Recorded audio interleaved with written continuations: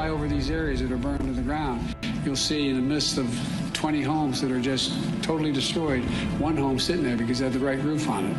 Yes, and by the way, if you notice you fly over in the helicopter, those places with good roofs, they didn't burn. It's the right materials. Yeah. Joe Biden's recent comments are alarming. The average person isn't supposed to know that the U.S. and Chinese military have been testing field-ready ground and space-based DEWs, or directed energy weapons, for at least a decade. Instead, we are supposed to sit down and shut up and believe it is a Jewish space laser conspiracy theory.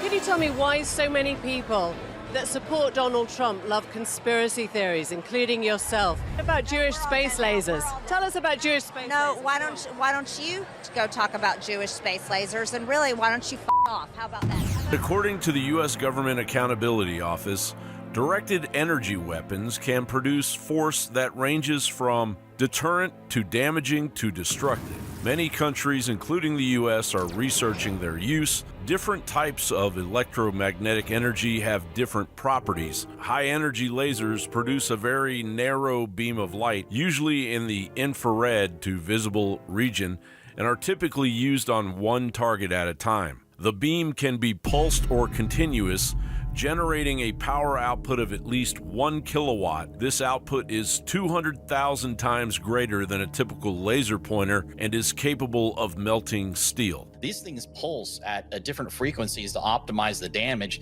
Evidence of a CCP satellite over Maui is known. There's 3 fires on the Maui Island. The first one that happened was on August 7 on the Olinda fire. That was a big one. And then what happened after that was the Lahaina fire. That was the nasty one that killed all those people. And the third one was the Kula fire, which happened after the Lahaina fire. So there's three blasts and 2 satellites, basically. 3 shots and 2 satellites is just too much of a coincidence for it not to be a DEW, basically. As is the phenomenon of the lasers being unable to ignite the color blue. And also the blue factor, too. I calculate this as a near infrared or near spectrum, and that's why it's not damaging blue colors. That is overwhelming evidence that should be admissible in a court of law. In China, the CCP now is just releasing data on their petawatt lasers. They're doing petawatt laser bursts on a laser that fits on a lab table. It's not a very big laser, basically, but when you have lasers of this energy, it's just instant damage. Very, very powerful lasers. Some extraordinary damage in our state could be caused by hurricanes or tornadoes, and frequently when you see the aftermath of that damage, there's some semblance of a structure that is still there. When you look at the damages that have occurred here, it's just gone, completely gone. And as we realize that the government is at the very least complicit, what makes you think that they wouldn't use DEWs supported by lawfare to drive people off their land, to cordon the population into smart cities in order to quicken United Nations Agenda 2030? The world is growing increasingly complex, and now more than ever, it's imperative to understand different viewpoints, especially when manipulation and biases are prevalent everywhere we get our information. Topics like we're discussing today are often underreported or skewed by powerful interests. That's why we use Ground News. Ground News is a website and app that allows you to come to your own conclusions about what's really going on. Their platform gathers related articles from across the political spectrum and world on a single news story and gives you a breakdown of the media outlet's political bias, reliability rating, and ownership. Here's how it works. We found this article about a former FBI informant charged with lying about Biden's role in Ukraine. We can see that over 240 news sources have been published on this, with the majority of sources coming from a left or center point of view, meaning this could be considered a blind spot if most of your news comes from the right. We appreciate that we can see what all sides are saying about the story and come to our own conclusion about what is being said. If you care about the truth like we do and are tired of the misleading media narratives, then you really need to be using Ground News. We highly recommend you check out the site. Go to ground.news/anonymous in your web browser or click the link in the description. Right now you can sign up for less than $1 a month for a limited time or get 30% off their Vantage plan using the link in the description. Again, the link is in the description.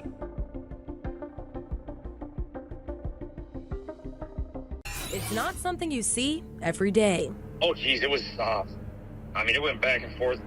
At least, I would say 40 minutes to an hour. But for people living in Cape Coral, they've been seeing it a lot this week. It was really late at night. It was kind of around midnight. It was around midnight. And I was actually in my car. I was just getting home, and I saw it going back and forth with a laser beam, and it scanned over me multiple times. And it was just moving. It was scanning the whole area, every square footage, basically. When it came by, you could see the green laser light spread out. Like it was mapping. We were told it was mapping the areas, what we were told. When you put the information Casey provided into the FAA website, it comes back with this information saying it's registered to Randigo LLC. But it's unclear who or what they're doing. We just want to know what's going on, why we're being scanned. Furthermore, wouldn't a covert satellite-based laser weapon in concert with known weather modification technology capable of waging land theft and agricultural devastation benefit the Great Reset greatly by merely hiding behind the climate change narrative?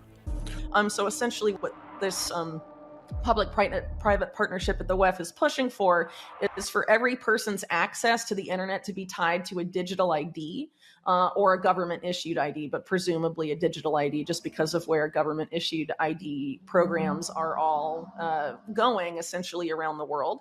People aren't necessarily going to consent to that unless they are made to believe that anonymity and privacy online are dangerous. So how exactly can you convince people that that needs to happen? Well, you have some sort of event where anonymous hackers do something online that causes major disruption globally, and then the consent can be manufactured through fear and panic, as is often done, that anonymity and privacy needs to be eliminated, that we need to know exactly who is doing what online to prevent a calamity of that scale from ever happening again. And this is the exact solution that these guys have been cooking for a very long time. Hackers affiliated with China's People's Liberation Army have infiltrated critical services here in the U.S. It was actually a very shocking result to us that there's very few number of substations you need to take out in the entire United States to knock out the entire grid. Knock out the entire grid? That's correct. How many would it take to knock out, putting the entire country in a blackout? Less than 20. That report was from 2013, and it actually found the number was even lower, 9. Taking out just 9 critical substations could black out the whole country. This was a huge cyber attack in the panicked early days of targeting a $1.8 trillion government agency. The truth of it has never been reported. This is the Department of Health and Human Services, and on March 16, 2020, they were going to full remote work. Network operators had to adjust all their firewall and security settings to allow hundreds of thousands of new unknown connections into their network, so they had to scale down their security all at the same time. And that's when the attack struck. China's preparing for war with the United States. The strategy here is that they want to be able to invade Taiwan. They're worried that the United States will project military power from bases in Hawaii and the continental United States to Asia to defend Taiwan. And so what China's trying to do is to do these cyber intrusions, lay in wait, and at the right moment attack ports, attack water supply, attack energy supplies to prevent the United States from projecting military power forward. If you have an electric vehicle and you have the right equipment attached, you will be able to charge as you're driving. That dynamic charging is a pilot program, so at first it'll only work for the fleet of test electric vehicles. But the end goal is for the expressway to charge all types of EVs. And I think when this is done, this will be a leadership model for the rest of the world. And they're putting power cables under the road, but don't worry, they said it's coming to a road near you, and they're going to do it on regular roads, so you don't have to pull over and charge. You just drive down the highway while all that radiation, same stuff comes out of power lines that it makes people sick on record. So we're charging at 131 kilowatts here at a DC fast charger, and up close to the cable, we're getting a little bit higher, but that's very close, EMFs. Meanwhile, this ties into it. Texas power plants have no responsibility to provide electricity. We have a nuclear power plant offline because a water pump froze. We have coal plants offline because equipment froze or the coal piles froze. We have some solar panels covered in snow. We have some wind turbines coated in ice. One woman in Texas filed a class action lawsuit against Texas power provider Griddy Energy after she was charged $9,500 for electricity during the week of the storm. A new CBS report has found that the U.S. government's watch list has now grown to 2 million people. And it has nearly doubled in size over just the last 6 years. In the wake of the attacks in Israel, border officials say they've seen a growing number of people on the FBI watch list trying to enter the country through the southern border. The figures show that in fiscal year 2023, CBP arrested a total of 154 non-citizens on the government's screening watch list. 151 of those individuals were arrested along the southern border. The numbers are up from 98 in the last fiscal year. The numbers represent a small fraction of all migrants processed at ports of entry.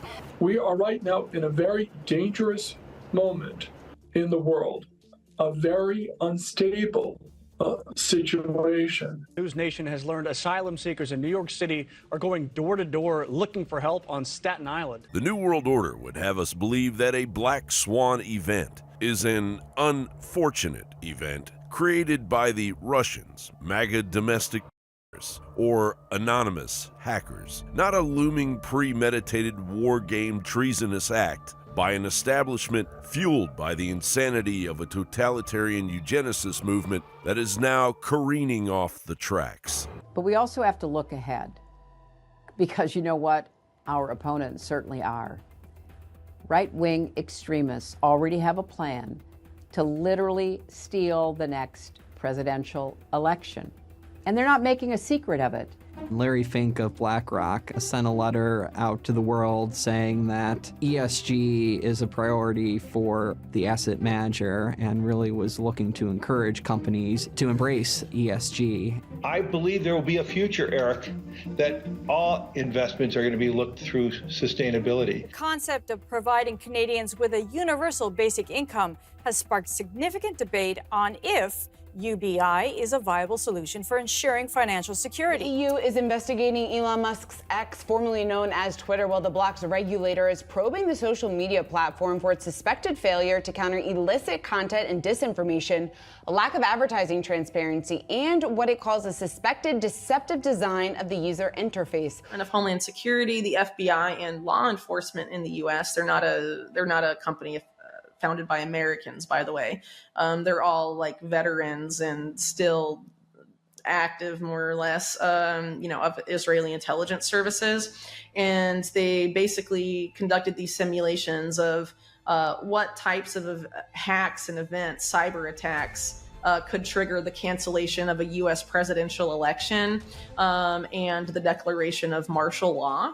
So remember how I said earlier in this speech that the farmers need to give up their farms before 2030, specifically that year? Yeah, so that's not a coincidence. That year doesn't come out of nowhere. So that year is basically the deadline that our global elites have given our country and will probably give you to abide by these new regulations. And that agenda is called the 2030 Agenda. And the world will look differently after we have gone through this transition process.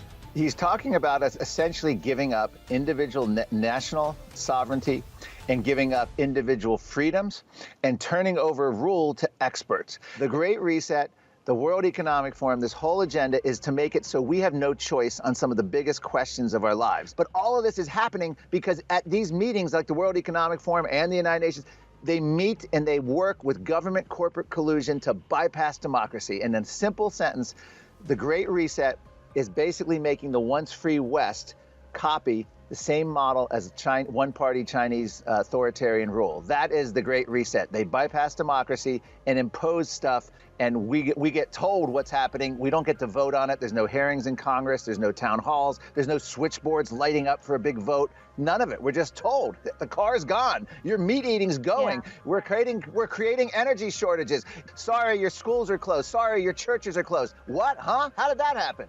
The Great Reset. I spent quite a lot of time on the electromagnetic pulse, working with the governments to try to figure out how we would solve this issue. And I would say that the electromagnetic pulse, which is an EMP, which is basically a nuclear that goes off in the sky, shuts down the entire grid. The very first strikes are high-altitude EMP attacks, frying electronics and power grids. by creating an electromagnetic pulse of tens of thousands of volts per meter. The next strikes target command and control, as well as nuclear launch facilities. Land-based intercontinental ballistic missiles take about half an hour to arrive. Major cities are targeted, both because they contain military facilities and to stymie the enemy's post-war recovery.